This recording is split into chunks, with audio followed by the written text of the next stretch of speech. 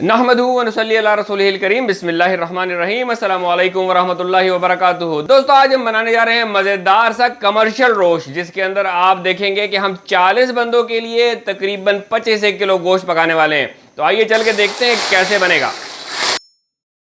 दोस्तों, यहाँ पर ये मैंने ले लिया है बॉन्ग का गोश्त तकरीबन 20 किलो और उसके साथ 5 किलो हड्डी है। ये भी बॉन्ग की ही हड्डी है, यानी इसके अंदर ये नली भी जाएगी। तो अब इसके अंदर ये करते हैं कि सबसे पहले फोर्किंग कर लेते हैं, यानी हम गोश्त को उठा के कांटे की मदद से इसके अंदर छोटे छोटे होल पियर्स कर लेंगे, इसके अंदर छोटे छोटे होल बना देंगे ताकि इसके अंदर हमारा नमक जो है वो सरायत कर सके। बिस्मिल्लाहिर्रहमानिर्रहीम।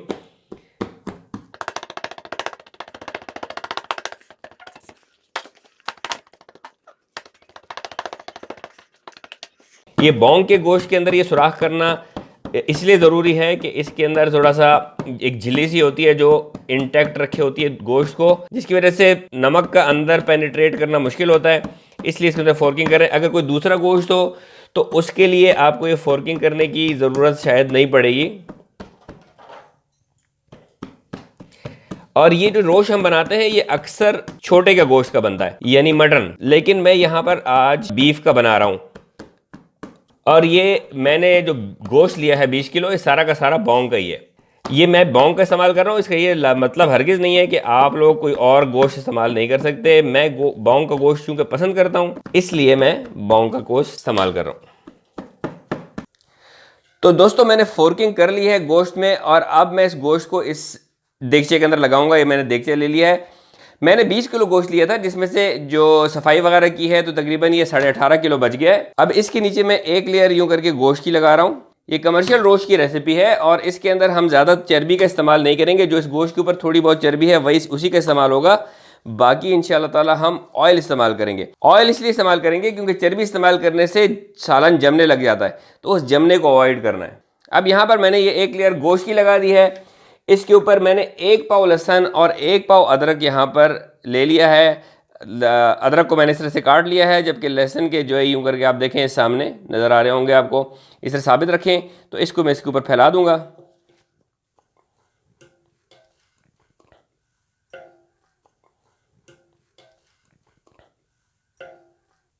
ये लहसुन और अदरक इसके अंदर डाल देने के बाद अब मैं ऐसा करूँगा कि तकरीबन 2 हीव्ड खाने के चम्मच नमक के इसके ऊपर यूँ करके डाल दूंगा। नमक के अंदर हम एहतियात बरतेंगे कि हम इस तरह से डालेंगे कि बहुत ज़्यादा नमक शुरू में नहीं डालेंगे और बाद में इसको चेक करते रहेंगे और फिर एडजस्ट कर लेंगे अगर ज़रूरत पड़ी। अगर सही हुआ तो वेल एंड गुड। अब इसके ऊपर मैं कुछ हड्डियाँ रख दूंगा।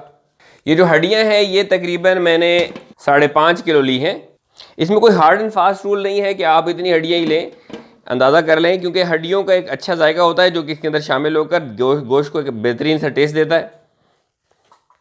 और फिर से गोश्त ऊपर से लगाऊंगा।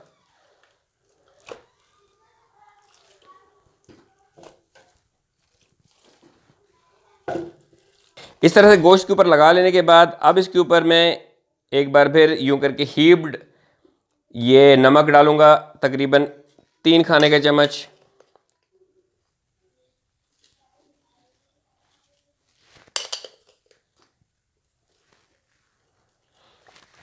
दो मैंने पहले डाले थे और 3 अब डाल दिए हैं। और इसके बाद फिर हड्डियों की एक मुख्तलिफ जगहों पर प्लेस करके एक लेयर सी बना दूंगा।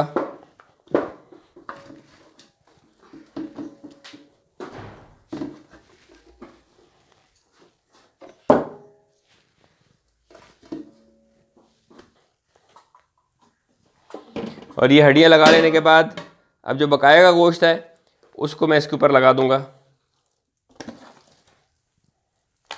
और ये कुछ चर्ब गोश्त है दरमियान में जो कि मैं इसके अंदर डाल रहा हूं।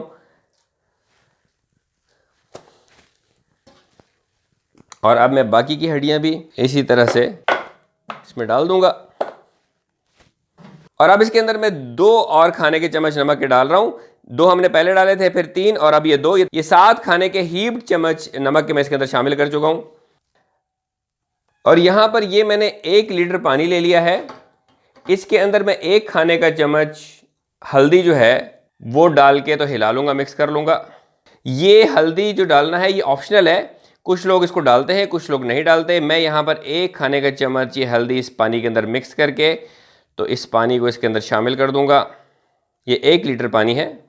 बिस्मिल्लाहिर्रहमानिर्रहीम।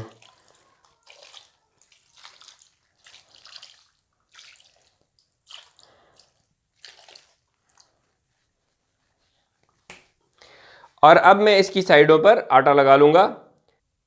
स्टीम रिटेन हो, ये आटा जब लग जाएगा तो स्टीम इससे खारिज नहीं होगी बल्कि इसी के अंदर रहेगी। तो उससे फ़ायदा ये होगा कि इसी पानी के अंदर ये पकेगा।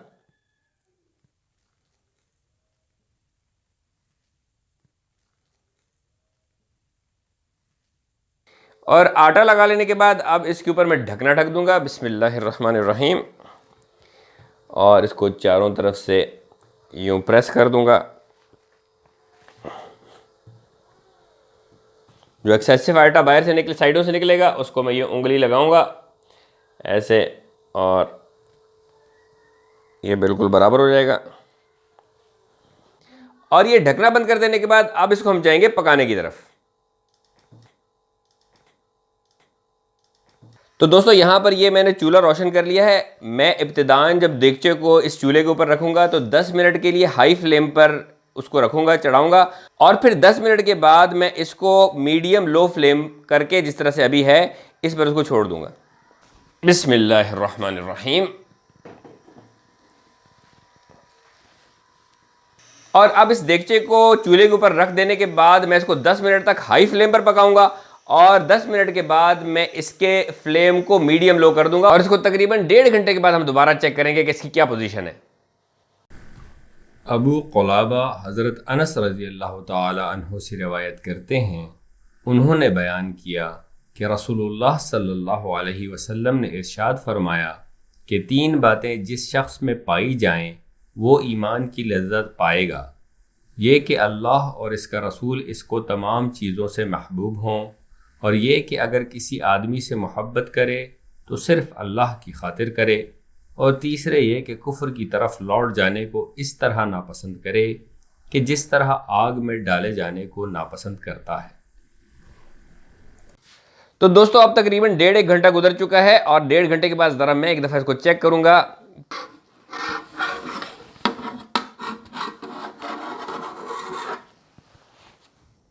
और ये वज़न मैंने रख दिया था, इस वज़न को मैं हटा रहा हूँ और मैं बिस्मिल्लाहिर्रहमानिर्रहीम इसको हटाता हूँ। माशाअल्लाह माशाअल्लाह, वेरी गुड लुकिंग। थोड़ा सा मैं एडजस्ट करूँगा इसको।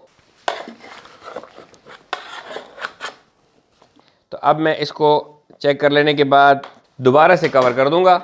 बिस्मिल्लाहिर्रहमानिर्रहीम। और इसके ऊपर अच्छा सा वज़न रख दूँगा और ये ढकना रख देने के बाद अब तकरीबन 1.5 घंटे के बाद हम इसको दोबारा चेक करेंगे। और नाज़रीन अब मज़ीद 1.5 घंटा गुजर जाने के बाद अब ऐसा करेंगे, हम ये इसके वेट्स लिफ्ट कर लेते हैं। मैंने थोड़ा सा वेट्स की पोजीशन चेंज की थी दरमियान में बैलेंस की वजह से। और मैं इसके ढकने को दोबारा से खोल लेता हूँ।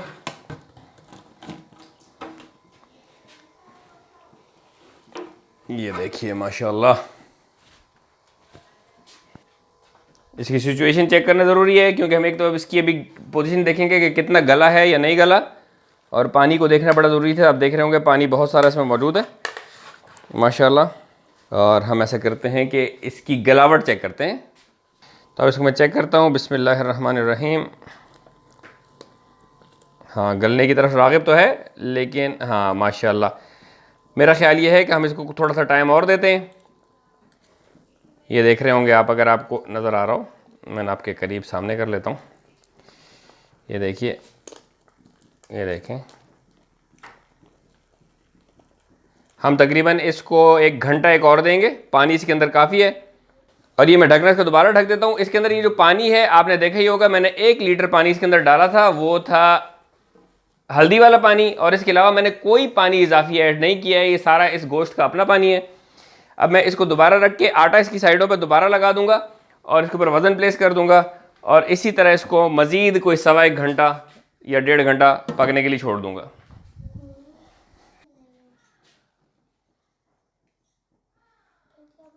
तो दोस्तों अब तकरीबन 1.25 घंटे के बाद मैं दोबारा इसको उठा रहा हूँ बिस्मिल्लाहिर्रहमानिर्रहीम। और हमने चेक करना है ना सिर्फ इसका गलना बल्कि इसका नमक भी इंशाल्लाह हम चेक करेंगे।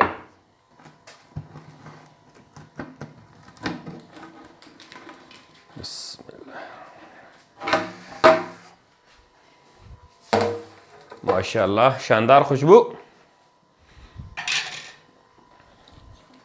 तो अब ऐसा कर लेते हैं कि थोड़ा इसको देख लेते हैं कि इसका गलावट इसकी कैसी है। बिस्मिल्लाहिर्रहमानिर्रहीम।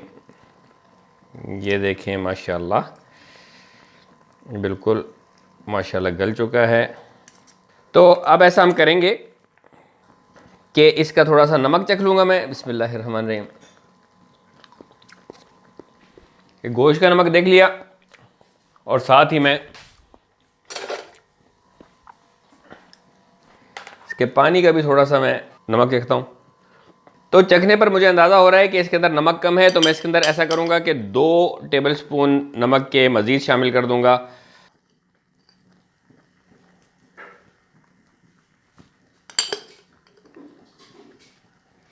और अब मैं इसको हिला लूँगा थोड़ा सा ताकि ये गोश्त थोड़ा ऊपर नीचे हो जाए।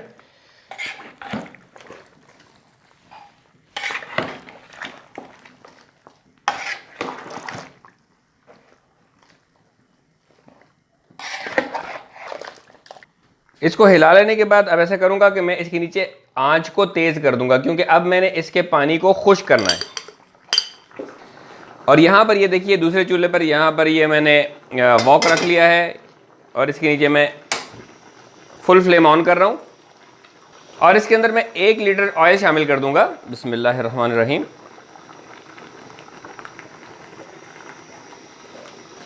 और मैं इंतज़ार करूँगा कि हमारा तेल अच्छी तरीके से गर्म हो जाए।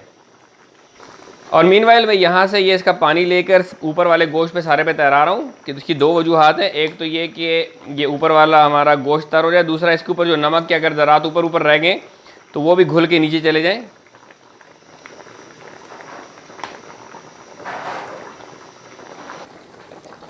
और अब जबकि हमारा ये ऑयल गर्म हो चुका है तो इस गरम ऑयल को हम इसके ऊपर से डाल देंगे। बिस्मिल्लाहिर्रहमानिर्रहीम।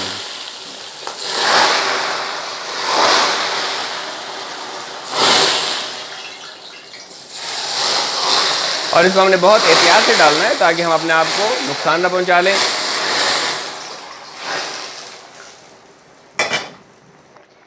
और अब हम ऐसा करेंगे कि इसके ऊपर ढकना दोबारा ढक देंगे हल्का सा खुला छोड़कर, और यूं करके इसको पकने के लिए छोड़ेंगे कोई तकरीबन 10-1 मिनट तक।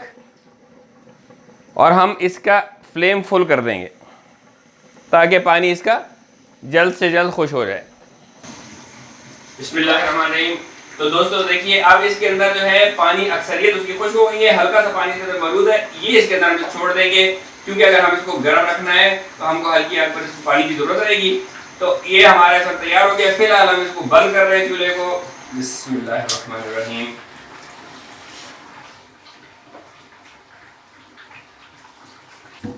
और इसके साथ ही यहाँ पर आप देख रहे होंगे कि यहाँ पर ये मसाला तैयार हो रहा है। ये इस रोश के साथ हम दाल बनाते हैं और उस दाल को सर्व करते हैं, उसके लिए मसाला बना रहे हैं। और आप मुझे कमेंट करके बताइएगा कि किस किस को चाहिए ये दाल की रेसिपी भी, ताकि मुझे पता चले कि आप कितने इंटरेस्टेड हैं इस दाल में। तो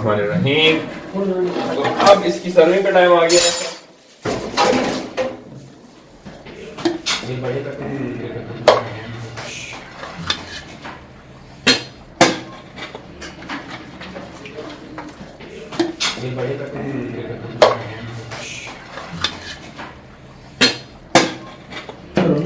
इसी तरह जाएगी। इस तरह करें, एक बड़े में रोटी सारी इकट्ठी बांध रख देते हैं, वो निकालते हैं। एक हम ठीक है। बताइए सर, ये कोई रोश ने आपको मजाक दिया कि नहीं दिया? फिर उसके साथ बहुत मजा आया जी। अल्लाह आपको खुश रखे। बेहतरीन, माशाल्लाह। लजीज, गला हुआ कैसा है? माशाल्लाह। गला हुआ भी बेहतरीन, जबरदस्त जबरदस्त माशाल्लाह। बहुत प्यारा बनाया आपने। आपके हाथ में बहुत टेस्ट है और इंशाल्लाह नेक्स्ट फिर अच्छा सा मतलब अगली बुकिंग आप अभी से कर ऐसा करना। हाँ उसामा, माशाल्लाह सर बहुत टेस्टी था। माशाल्लाह। लास्ट टाइम मैंने जब खाया था 2013 में कोयटा में, थोड़ा बगैर जैसा जायका है बिल्कुल। माशाल्लाह। जी शुएब भाई माशाल्लाह। करीम भाई बताओ यार, बहुत मजेदार था। Thank you. अच्छा लगा नहीं लगा? मजा आया। मजा आया माशाल्लाह माशाल्लाह जबरदस्त। जी माशाल्लाह जज़ाकल्लाह, खुश हुए खुश रहे।